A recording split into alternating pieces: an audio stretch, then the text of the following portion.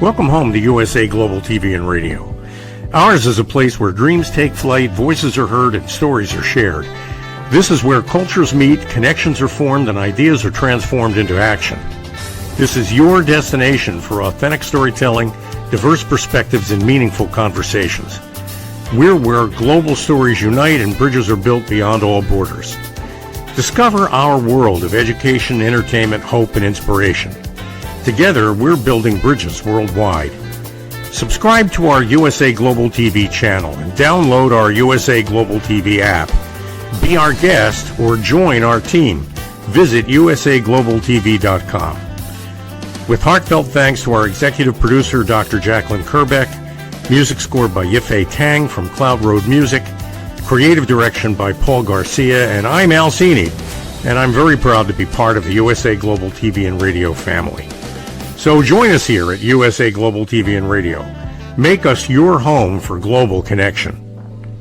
All rights reserved. This video and its contents are the exclusive property of USA Global TV and Radio. Unauthorized use, duplication, or redistribution in any form is strictly prohibited. Thank you for being a part of our global community. Let's inspire together.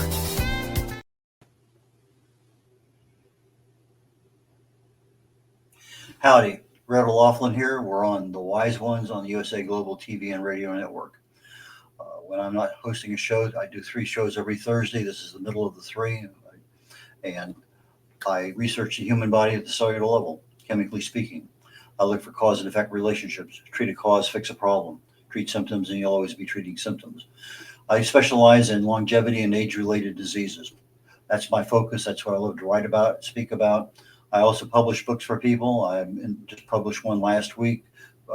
Last month, I published one for a guy in Dubai. So those are things that I also help people with. The focus that we have today is a return guest, literally just from a couple, 3, 4 weeks ago. It wasn't very long. Doug Smith. He wrote a book that's literally just been released, and it's on leadership, but from a different perspective. You know, we think about leaders coming from the corporate world and they did this, or maybe leaders in the military, possibly leaders in our academia or political world.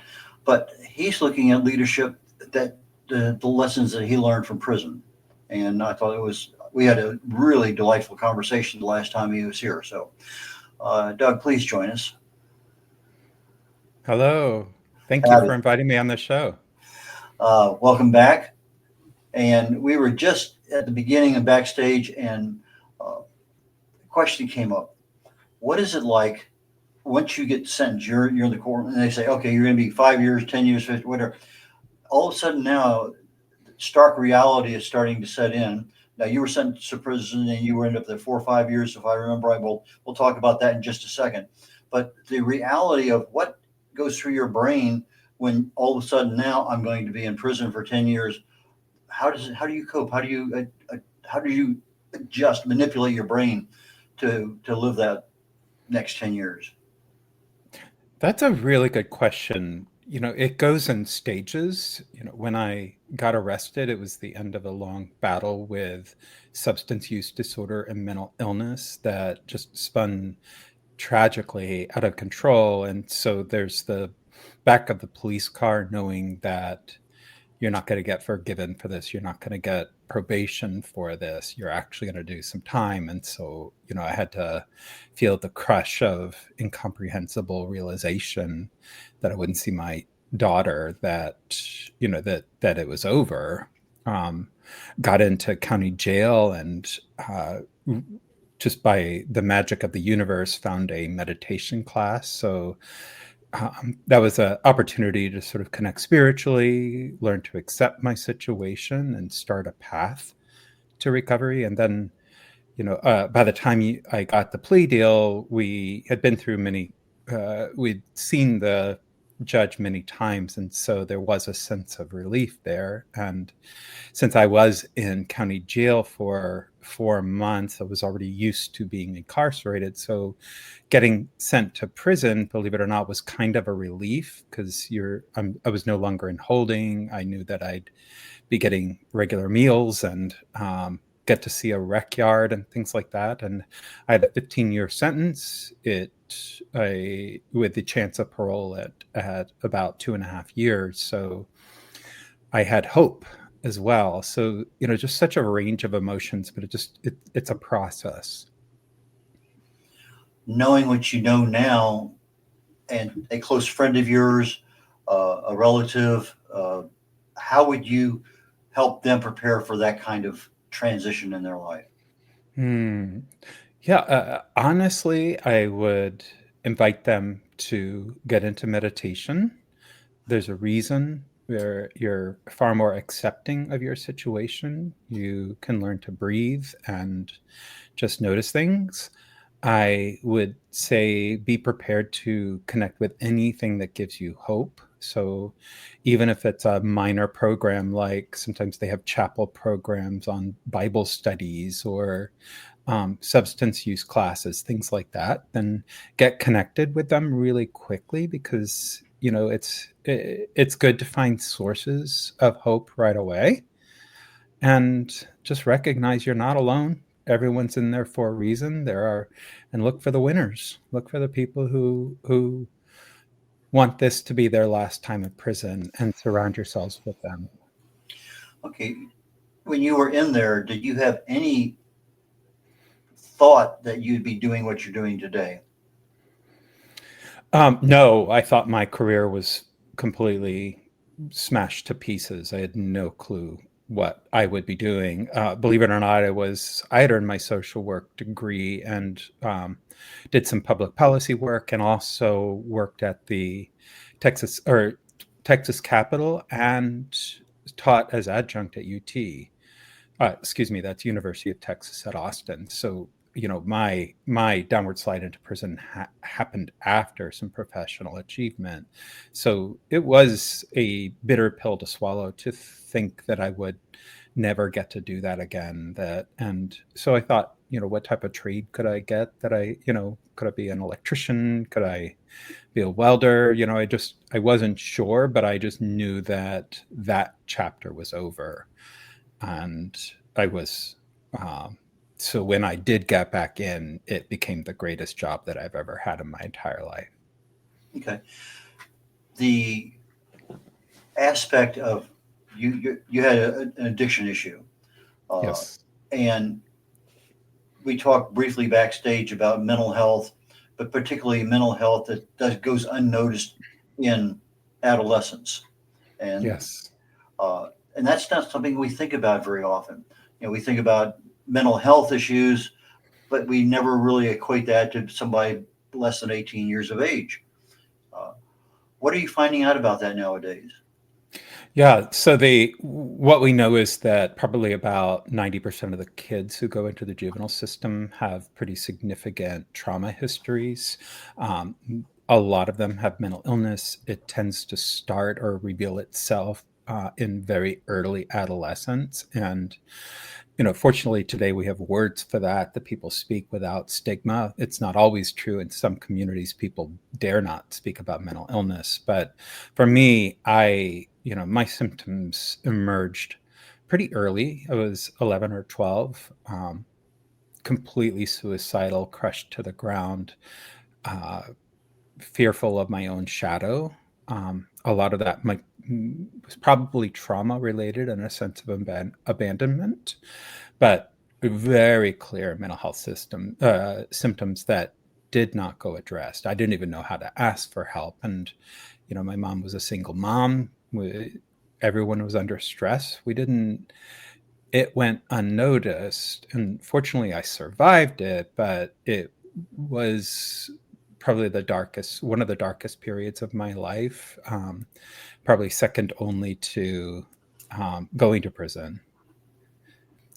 And it goes unnoticed for kids. Even today, there are kids 13, 14 years old who are experiencing their first symptoms and not sure where they're coming from, and not sure, just shocked by these feelings of suicidality, not wanting to be there, feeling alienated, bullied, all of that. There are kids today that are experiencing them. I think one of the hopes of my book, in addition to really connecting with what leadership truly is that people might read that and read their own stories and feel some healing in that. And who knows, maybe there's a young person who gets a hold of it and finally understands and feels heard. One of the things that I think every one of us, doesn't matter our age, our location, everybody goes through stress.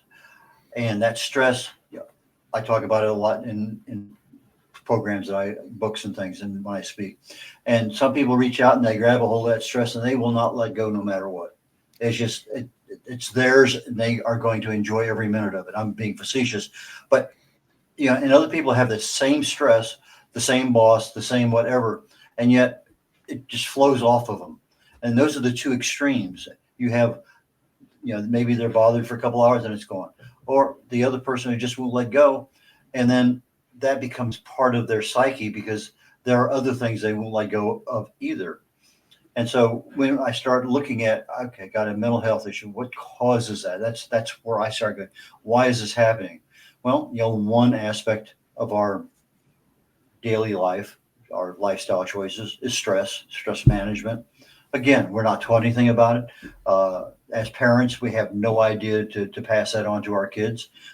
There's so much stuff out there, but again, you don't know it's there. We don't know what we don't know. So the stress if that becomes a vehicle, I mean, there's other things that's going to cause stress too, diet and other issues, but sure, that is one that's there and it's present, but not everybody is affected the same way. Yep. And I'm sure you see the same thing. Leaders are all different. And some are very successful being hard-nosed, and others are very successful being the exact opposite.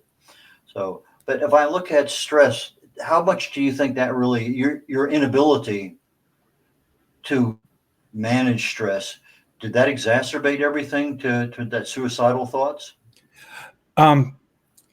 Absolutely. I think there are different words for stress depending on what someone is experiencing. So trauma, unresolved trauma, where people aren't seen, they go through harrowing experiences that are beyond their ability to cope, and they weren't met and given the help to process and complete that trauma, then it will remain with them. And so the thing that is stressful brings up those feelings from the past, and they start feeling the past as though it is present. And that's the nature of trauma. We overuse the term, but so I'm trying to make it as simple as possible. And naturally, if someone has unresolved trauma and they bring that into the workplace, then certain triggers like directness from a boss, or negative feedback, or the overwhelm of a project, it's going to feel much, much bigger than someone who may not have the same trauma history. It's the same project, they're just experiencing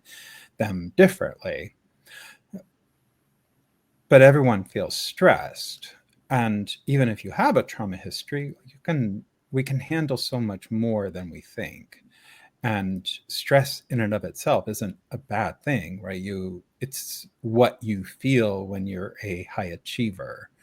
There's not one person I know who does really great things in their lives who doesn't grapple with stress in one way, shape, or a form, no matter how confident and experienced they are. I tell my daughter, who feels overwhelmed, and I just say to her, it never goes away. It never goes away. What you become is stress tolerant, and you recognize that the stress is actually propelling your success. We're coming up on a commercial break in about 5 minutes. So I want to cover a little bit about your book beforehand, and then I want to go into some leadership aspects right after the break. You have your book with you, is that right? I do. Okay. Yes. The Path of Rocks and Thorns. Rocks and Thorns. Tell us about that. Yeah, so it's part of the parable, the rocks and the thorns, that the seeds of connection with spirit, with God, or whatever you want to call it, is available to everyone. It's just raining down upon us, and sometimes there are things inside of us that block it. Right? It could be addiction, trauma, it could be self-sabotage, the way you think about yourself, shame. All of those things just block those seeds, block the access to who you truly are, and keep you from growing. And so that's the parable. It is the rocks that crush you, it's the thorns that prevent growth. And so that is the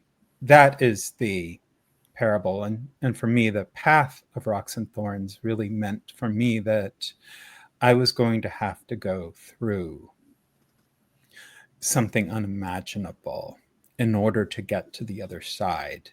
And from there, I'd be able to climb again. But who I was is not someone born to be in prison. Who I was is what's underneath the rocks and thorns. And so on the other end of that, you get to find out who that is. Okay, so your experience in prison allowed you to have a deeper understanding of your religious, spiritual world. Yes. That now all of a sudden you had something you could lock into, you anchored into, of which now became a. I'm sure that when you were in classes there in the prison, you weren't thinking, I'm going to write a book on this. That wasn't anywhere near.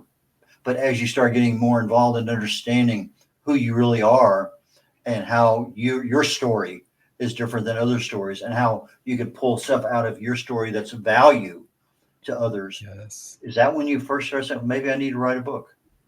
Yes. So I got into back into public policy and advocacy after I was in prison. So it took me a little while to get back into it, but I worked in criminal justice reform for about 4 legislative sessions in Texas. We lowered the incarceration rate. We dropped the prison population by about 20,000, lowered recidivism, and created opportunity for people post release.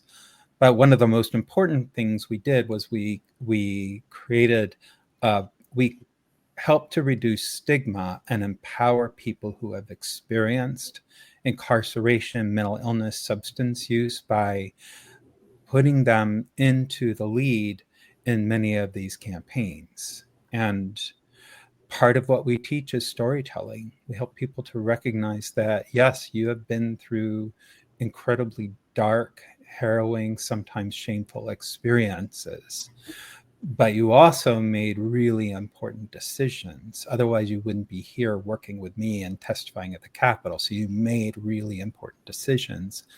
And the outcome of that is that you are empowered, you feel more healed, you feel more yourself.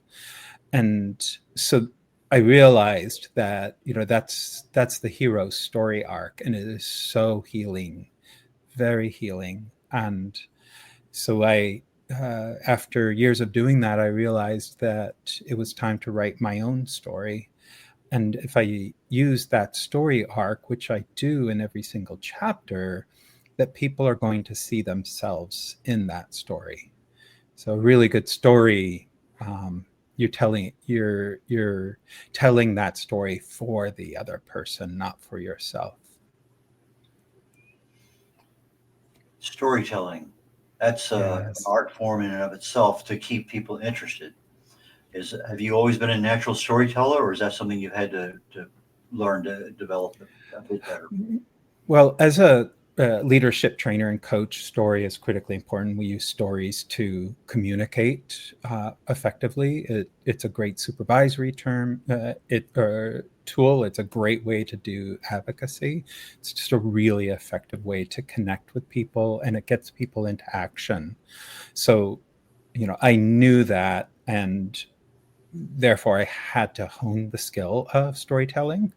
And fortunately, I was around a lot of good storytellers, so we would actually drill each other. So give me 3 minutes to do testimony on this bill in the form of a story. Pick some challenge from your past that relates What's the decision you made and what's the outcome of that decision? So we would drill it. Anyone can do that. Okay, we're coming up on a commercial break here in just literally a few seconds. When we get done with the commercial break, I'd like to talk about leadership, definitions, other things there, but let's get into the leadership realm for a little bit, okay? Absolutely. USA Global TV and Radio proudly presents Tracy Cram Perkins, a dementia caregiving survivor teaching how to balance care with peace of mind. #1 resource for dementia caregivers. It's the book Dementia Home Care: How to Prepare Before, During, and After. Over 17,000 copies sold of this must-have guide. And now a testimonial from Tracy Smith. If I was to describe this book to someone who is going through a similar situation, I would underscore how important it is to have some sort of a tool or a guidebook to help you through certain stages. And there's so many, it's such an unknown topic to the average person. And to have this as a reference is essential. It's going to help you get through it personally, as well as help your loved one manage. To learn more, go to TracyCramPerkins.com. Tracy Cram Perkins is an award-winning author. She's also the host of Dementia Home Care television show. Watch it here on USA Global TV and Radio. Howdy, Red O'Loughlin here. We're on the Wise Ones on the USA Global TV and Radio Network. My guest today is Doug Smith. Doug's been with us before on the Corner Bookstore, and today we're talking about his ability, resilience, reform, leadership. How do you make how can you improve those aspects of your life? So please join me back up here on stage, Doug. Hello again. Okay, so we talked about leadership off and on in the beginning, but how do you define, in the military, one of the questions that I think first couple, 3 weeks, when I was actually got commissioned and we're out interviewing college students trying to get some recruiting, one of the standard questions that a lot of the recruiters use was, define a leader. And I thought I got so many different answers for that. So I'm going to say, Doug, tell me, define a leader. Well, I mean, first to recognize that everyone is always having impact on everyone. So everyone is really born a leader. Everyone always has impact. So whether you walk into a room and how you walk into a room, your efforts to move things forward, to galvanize, to persuade, all of those things are leadership. And you could see it. You see it in a 2-year-old. And so we're sort of naturally leaders. So when you do leadership development, what you're doing is really helping people to connect with that. And you do it by helping people to see that the results that they are producing in their lives, right? You to look very clearly at, how's your team doing? How are people responding to you? Are you alienating people? Are you moving projects forwards? Are people meeting their expectations? Things like that. And so in leadership development, you learn to look at it as a mirror. Like all of these outcomes, this world that you're creating, you see the job of a leader is to see themselves in that. What did I do to create this? And whether it was what I intended or not. And from there, now you've got something, and now you have a pathway to becoming even more effective. So it's just a recognition that you're doing things all of the time that impact other people, and that is what makes you a leader. Okay, so your company, your family, your group that you're in, and these can be applied all over. You have the tactical end of things. Those are the things that have to get done today. These are measurables. But then we also have the strategic thinking. Where do I want to be in 5 years, and how do I get there? Those are totally different mindsets. Do you, in your particular company, do you teach the strategic as well as the tactical, or how do you handle both ends of the spectrum? That's funny that you should ask, because I work. My preferred client is one where we do it cohort style, so with a certain group that goes through a certain number of sessions. So I'm always happy to do a session, maybe a little bit of coaching on top of that, and people get some value out of it. But a a longer term program where you get a few classes is more impactful. And the reason is this: you start internally doing exactly what I've described. You look at, okay, I'm creating impact in the world. It's really important for me to shine some sunlight on that, to see how I'm producing, what's happening inside of me that's producing this. Where am I resistant? Where am I holding back? So it starts internally. What happens after that is that it starts manifesting externally. And at the tail end of that, that's where we get into really the nuts and bolts. So what is your vision? Let's get clear about that. Let's start bringing that into a strategy conversation. What are our objectives, our benchmarks? How are we going to go about it? So, but it happens at the tail end. So when people are really connected with their sense of themselves as leader, that starts to build confidence. They start to get into non-judgment. Now they can plan really effectively. And so they're training now. Okay, so I'm looking at benchmarks now, and I'm not resisting the feedback those benchmarks are telling me what's effective, not whether it's working or not working. It's just data for me, and I'm going to adjust my actions to keep getting more effective results. But yes, we do that, and it always starts with a vision, and we move all the way down to the actual tasks. We bring your 5-year down to what's happening this month. Okay, I understand that. Now, I have my company. I have a mission. I have customers. But how do I hire the right people, and how do I get them trained? That's a really good question. So I'm not sure how to speak to training because I don't know exactly your industry. Just in general, it doesn't matter what. Absolutely.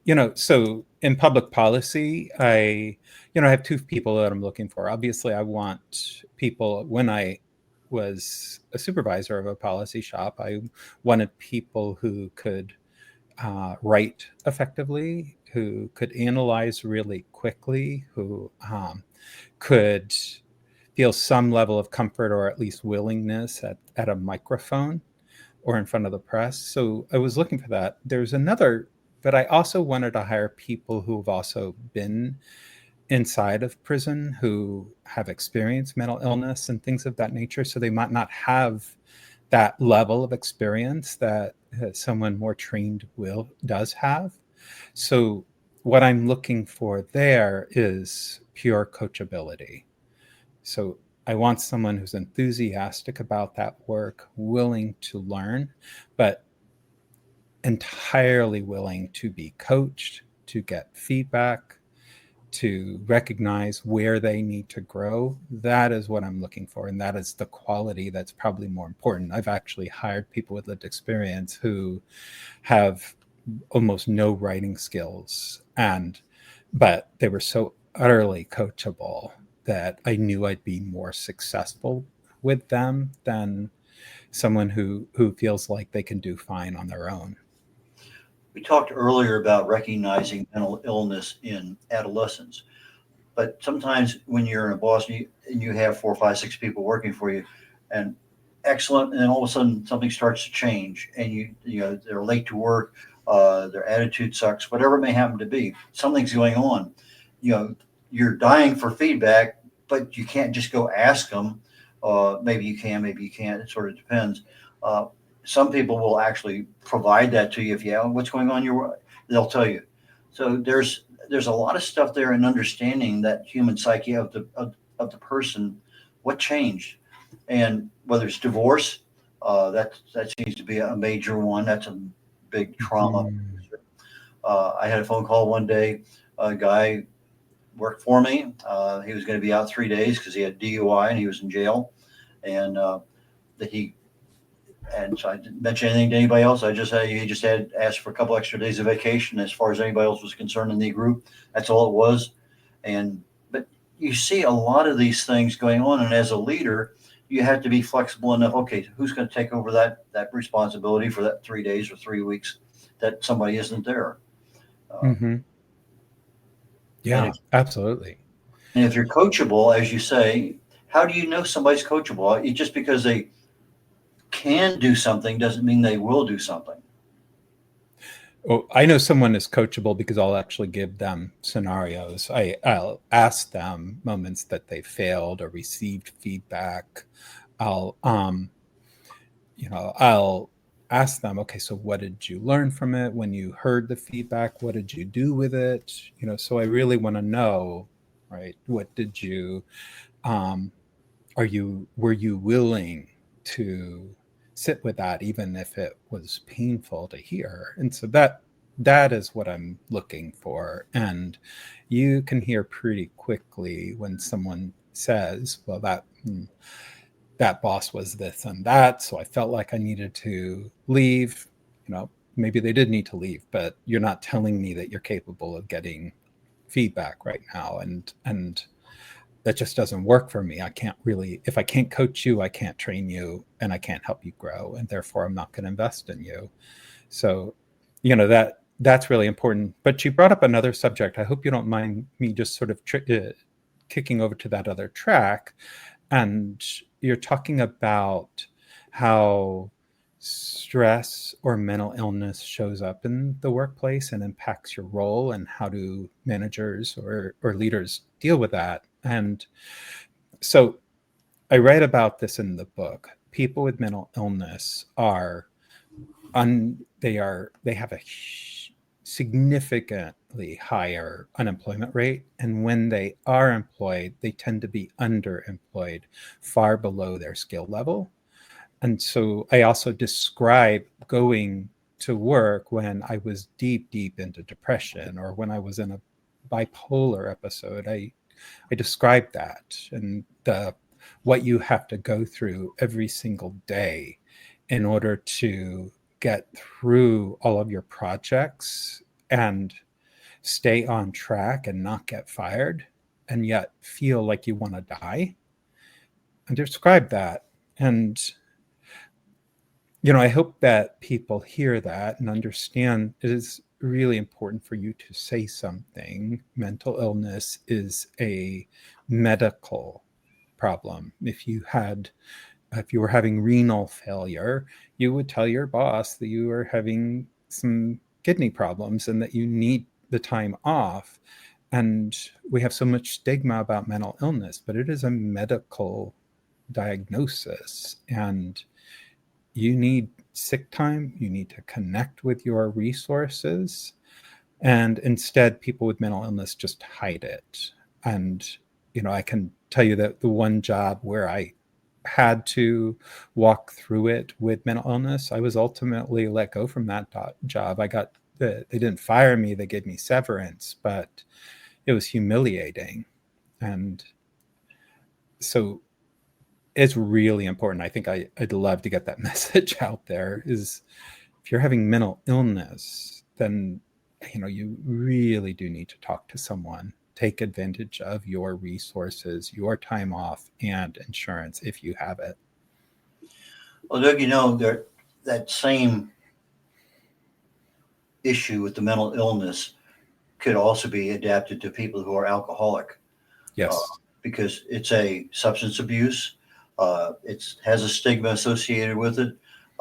It wasn't until just literally a couple, 3 decades ago that they started recognizing it as an illness, as opposed to a cultural aspect or some other way it was classified. And so people tend to hide it, but then the symptoms are, well, they're late to work, or they don't meet the project time constraints, lots of things. So mental illness, the symptoms could mask other things too. Yes. And you don't absolutely. And you don't always have just one thing. It's usually a myriad of things that are in there. Because if you're having some mental illness because of some traumas, and you're taking pills, or you're taking alcohol, or you're taking some other overdoing prescription drugs, or what. I mean, they kind of just start falling all over each other. Now you're really into a problem. Yep. Absolutely. Yeah. And I also talk about that in my book. The mental illness becomes really confusing when, there are elements of trauma being triggered. I had panic attacks, but I also had depression. Sometimes I'd have bipolar episodes, but I was also using prescription drugs and drinking really heavily. And it was just confounding to me. And every time I'd go to, when I went to rehab, I'd get out and still be as desperate as I was when I went in. It just felt like I wasn't addressing all of the issues. So, but to that point, if you do have substance use disorder, you really don't, your choice is either to let it destroy your career and then ultimately your life, because you're not going to function long term in that job and expect to grow or get pay raises or anything like that. So you really do have to say something, and that's going to put feet to your fire, because now you've got to do something about it. You're going to have to go to intensive outpatient, get a counselor, sometimes going to inpatient. So, but you do have to say something, because if you don't, your career is going to, the substance use is going to destroy your career anyway. So, I just encourage people, just say it out loud. You really have more to lose if you don't say it. Take advantage of your resources. And if you say it and your company fires you anyway, then, go get yourself a good attorney. Who is a good ideal client for you, and who is not? That's wonderful. I work with a lot of clients. It's interesting. I work really well with people with lived experience of mental illness, substance use disorder, past trauma. I work extraordinarily well, and I'm fortunate to get to work in multiple states, particularly with people who've used that life experience in their work. And so I've probably one of the best employees you could ever imagine is someone who's in substance use or mental health recovery, right? Their gratitude for the job, their willingness to look deeply at themselves. So I do really well. But if you can take that up to a larger level, I work with people who feel stuck, who are swimming in shame, who feel paralyzed, overwhelmed. I work really well with that. I'm a trauma-informed coach as well as a solution-focused coach, and I also have a master's in social work. So I just work really well because I believe that the people have the answers. Everything is sort of internal, and so all I'm doing is helping them sort of clear away the things that are getting in the way, shine a spotlight on their own resources, and then they just go do amazing things. How do people get in touch with you? So you can do it in one of two ways. You can go to my website. It's www.d-degree.com. Or you can go to my LinkedIn page. It's up on the screen. But if you want to just reach out to me directly, you can just email me. It's doug@d-degree.com. For our audio audience, D as in dog, dash hyphen degree, DEGREE.com, and Doug Smith, DOUG hyphen or dash Smith hyphen or dash MSSW for his LinkedIn account. Doug, I enjoyed our conversation. Again, I really and truly did. You provide a lot of good information. I can easily see why that you could be a super keynote speaker, which is one of those things that you do. So yes. I look forward to our next conversation. I'm sure it will occur in the not too distant future. So take care, enjoy, and I will look. As I said, I'll look forward to our next conversation. As do I. Thanks, Red. I appreciate this. Take care. This is Red O'Loughlin. We're on the Wise Ones on the USA Global TV and Radio Network. Our guest today was Doug Smith. Doug has a book out on leadership lessons from a prison cell is the subtitle, and the name of the book is The Path of Rocks and Thorns. And I have a show coming up literally in about 18 minutes on Talking Heads. I'll be talking about how you can publish your book in about 7 days. That's a follow-up from last week's talk on how to write your book in 7 days. So please join me on Talking Heads here shortly. If not, go to the USA Global TV and Radio Network on YouTube and find us in the archives. Take care, you all. Bye. In a world that moves fast, there's strength in the woman who moves with grace. Introducing Bay London, where confidence meets craftsmanship. Each piece is intentionally designed for the woman who knows her worth, crafted from luxurious Italian eco-fabrics that feel as good as they look. With elegant coverage, effortless support, and timeless style, our swimwear celebrates both your body and your essence. Founded by fashion expert Carrie Sykes, Bay London is made for women who want to feel sexy, stylish, and seen. From poolside to beachside, sunrise to sunset, Bay London outfits you for every moment that matters. Because beauty isn't about age, it's how you wear your confidence. Bay London, confidence, elegance, effortless luxury. Visit baylondon.com. Act now for your exclusive friends and family discount of $35. Scan the QR code. Bay London, where confidence meets craftsmanship. Proud sponsor of USA Global TV and Radio. USA Global TV and Radio proudly presents Steve Klein Art at steveklein.art. My name is Steve Klein, born Manchester, England, 1953. My quest in my lifetime is to create artwork from my soul and the deepness within my wildest dreams and fantasies. In 2012, my heart stopped when I was given too much anesthetic for a minor knee operation, and this near-death experience took me to another multi-dimensional world, an out-of-body experience, and I was given the gift of being blessed by an overwhelming, burning passion to become, for the very first time in my life, an artist with an eternal, passionate desire to bring my art, which I've named multi-dimensional, subliminal, freeform art, to the world.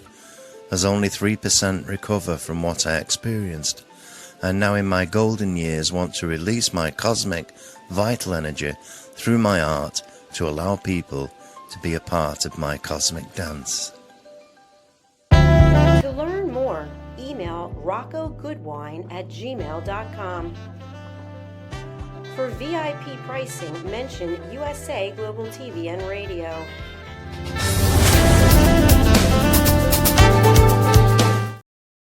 Thank you, viewers and listeners of USA Global TV and Radio, for joining us today. We're honoured to have your time and attention as part of our global community. At USA Global TV and Radio, we believe in the power of authentic conversations, meaningful connections, and creating a world of possibilities together. Want to be part of something bigger? Join our team of elevated listeners at usaglobaltv.com, a space where your voice matters and your ability to listen transforms relationships. Stay connected with us across all our platforms for thought-provoking discussions, expert insights, and empowering stories. Subscribe to our channels at youtube.com/c/USA Global TV. Follow us on social media and explore the endless opportunities we're creating for growth, learning, and inspiration. Together, we're not just broadcasting, we're building bridges and changing lives, one conversation at a time. For inquiries, contact us at info@usaglobaltv.com. Music by Johnny Dyes. Produced by Executive Producer and Director Dr. Jacqueline Kerbeck. Voiceover by Mike Porter. Creative Direction by Paul Garcia. All rights reserved. Copyright 2025. Visit usaglobaltv.com to view our full terms and conditions.